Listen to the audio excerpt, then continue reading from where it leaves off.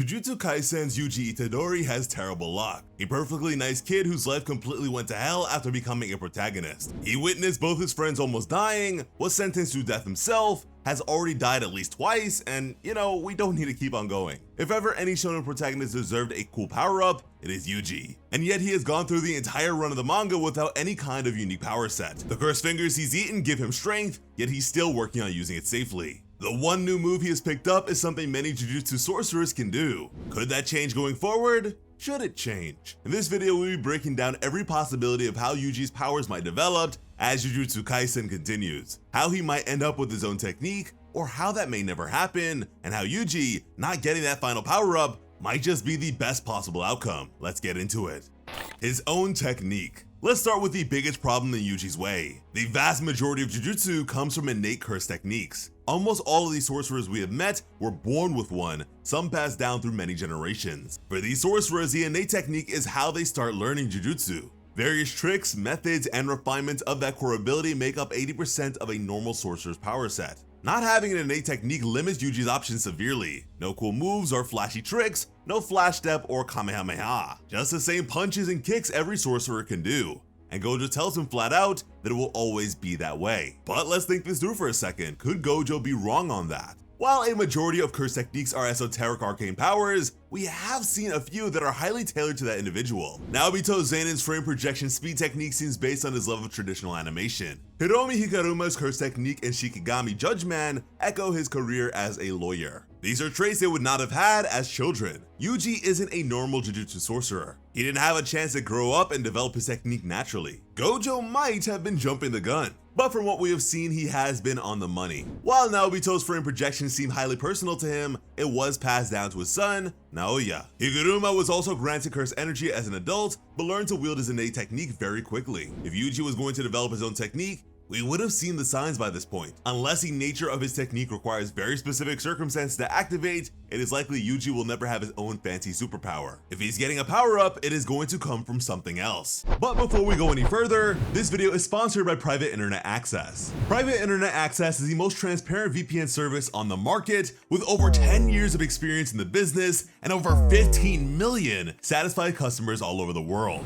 With their lightning-fast world-class servers in 84 different countries, you can browse the internet on up to 10 devices simultaneously, all while maintaining complete privacy. And what's really convenient is that by using private internet access on streaming services like Netflix, you can actually access a ton of region-locked shows that are only available in certain countries. I mean, there are just so many Japan-exclusive anime titles that private internet access will allow you to watch no matter where you are in the world. By using the link in the description, you will receive a massive 82% discount on the service, bringing the price down to just about $2 USD. That is an absolute steal, so you won't want to miss out on this one. Thanks again to Private Internet Access for sponsoring the video, but now back to what we were saying before. SAKUNA'S technique. Gojo predicted that Yuji would learn to master SAKUNA'S curse technique over time. This makes sense. Yuji is drawing upon SAKUNA'S curse energy, he's able to keep SAKUNA'S spirit mostly in check, he should be able to control his technique and bring out the full power of the King of Curses. However, that hasn't happened yet. We have seen the basics of SAKUNA'S curse technique back in Shibuya. It seems to be focused largely on cutting, with some mysterious ability to utilize flames. The latter surprised even Jogo, who is familiar with Sukuna. There is clearly something odd about this curse technique, but we've seen no signs of either ability from Yuji. Why not? He has been in tons of intense fights where a new power like that could have come in handy. He has outright lost several, notably against Choso and Yuta. What's the holdup? It can't simply be unlocked through eating more fingers. Sukuna was already able to use his technique and domain while in Yuji's body. The most likely answer is perhaps the simplest. Yuji is not Sukuna. That same amazing control he has largely managed to wield over his other half keeps the distinction between them clear-cut and stops his body adapting in the way Gojo anticipated. Sukuna thinks differently to Yuji, feels differently to Yuji, and these things shape his curse technique into something specific that Yuji cannot use. No matter how many fingers he consumes, Yuji won't lose himself to Sukuna by accident, and thus his technique will stay locked off. Although he might be able to gain Sakuna's technique regardless through emulation, Jujutsu is a spiritual discipline all about the manipulation of cursed energy. Yuji has proven himself skilled at that through Black Flash and Divergent Fist. With more experience, he might be able to mirror how Sukuna fights, even incorporating aspects of his emotional state. This would likely allow him to begin using Sakuna's curse technique. But there is a problem with that path. It would require Yuji to act more like Sukuna. While he would likely make that sacrifice if the need was great enough, whatever mental defenses he still has are going to crumble if he keeps that up. This runs the risk of bringing back the King of Curses and leaving Yuji just a shell. Being able to fight like Sukuna while not losing his sense of self will require prodigious willpower. But hey, if anyone in this story can pull that off, it is Yuji Itadori. 10 Shadow Style. So yeah, there's a way Yuji could get to use a curse technique, but there's no justice in Jujutsu. Well, yeah, except for that guy, but you know what I mean. This isn't a story where the good guys are owed a power-up. Yuji's gone this long without a fancy curse technique, and there's no guarantee he is ever going to get one. What happens if he doesn't? Surprisingly, this doesn't form a cap on Yuji's power. His innate curse energy will still be high. The problem is that taking full advantage of that energy without an innate technique will be difficult and require specialized training. GOJO might have discounted that option for Yuji, but GOJO has Limitless and 6 Eyes. He never needed to learn moves like these. It makes sense that he would underestimate them.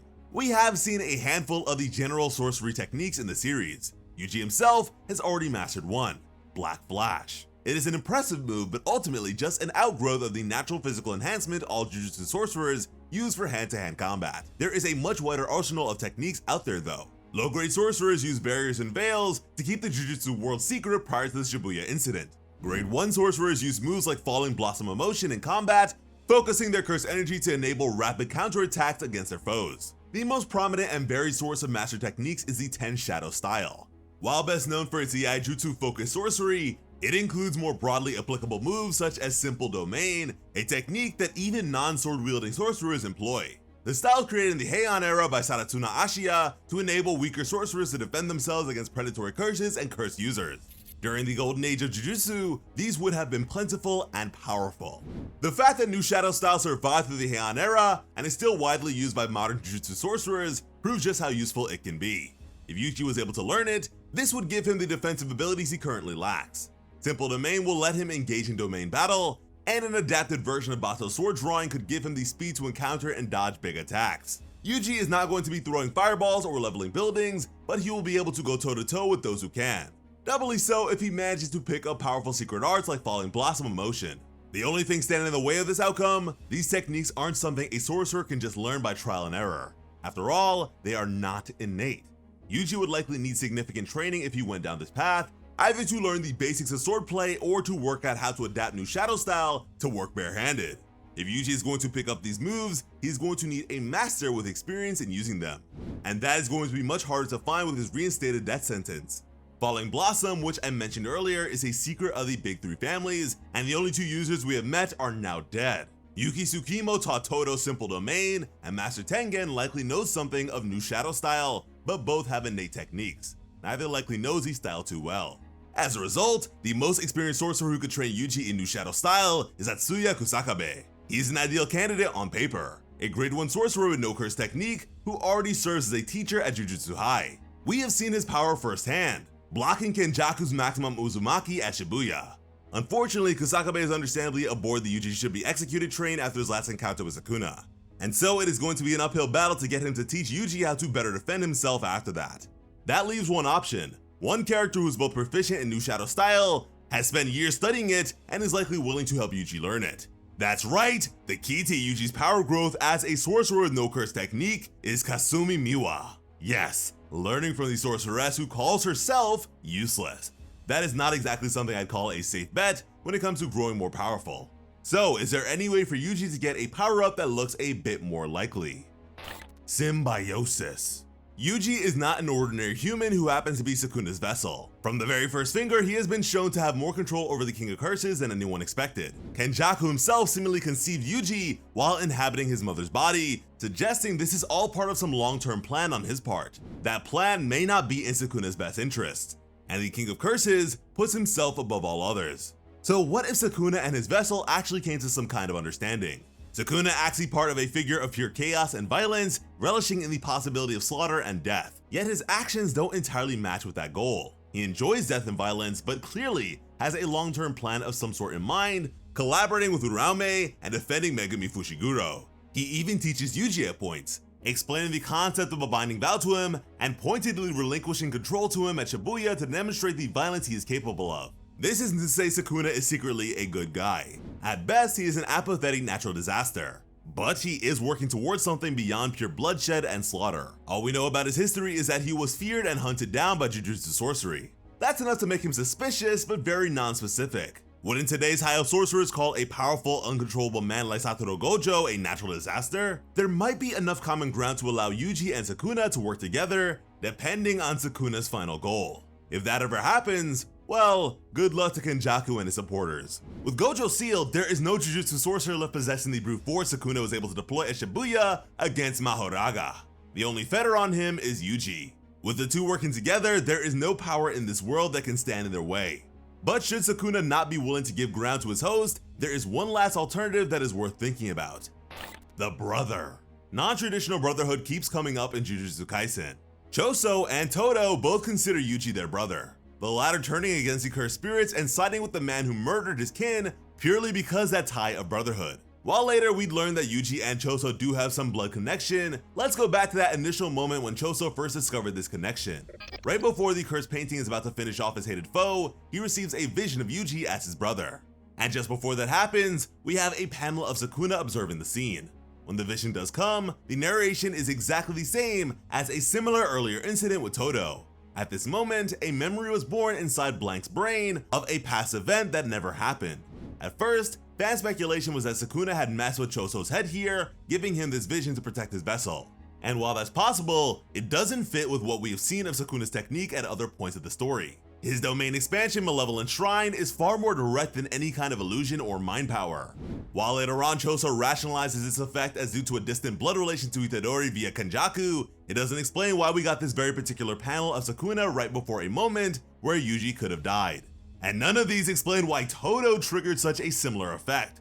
What would Sukuna care about Yuji getting pounded by this musclehead? Something caused these two to identify Yuji as their brother to the point of experiencing false memories. And in some depictions of mythology, Sukuna's two-faced epithet comes from the idea that he himself once had a brother, or was a pair of brothers, with this being the origin of his two-faced presentation. Osu no Mikoto and Osu no Mikoto. While Gege has confirmed Yoma Sukuna is not literally a figure of legend, his resemblance makes comparison fair game. Could something about Sukuna be causing people to identify Yuji as a brother? Sukuna has just one face, but has displayed signs of a second technique during his battle with Jogo. We can spin it whatever we want, but there is no way to read cut and fire as analogous. You could potentially justify it through a hefty leap of logic, like Sukuna's curse technique is Ultimate Chef, but there is another option. Kenjaku has been able to hijack curse techniques by stealing bodies. What if Sukuna was able to do something similar by incorporating his brother into his original body? 4 arms, 20 fingers, and 2 curse techniques. Why does this matter to Yuji? Well, something that has been forced together can in turn be ripped apart. If Sukuna was able to fuse a curse technique to himself, couldn't Yuji take it back and use it? That stolen technique is within Yuji just like Sukuna is. He should be able to rip it away from the old curse, taking it as his own like Yuta gains techniques through copy. This would be the brightest timeline. It would give Yuji a measure of personal autonomy and a powerful technique to take into battle against Kenjaku. It might even be the first step to finding some way to exercise Sukuna without Yuji having to die, but that is a topic for another video.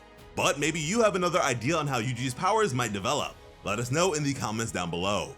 As always, I'm Slice of Otaku. Thank you all so much for watching and have an awesome day. I love you.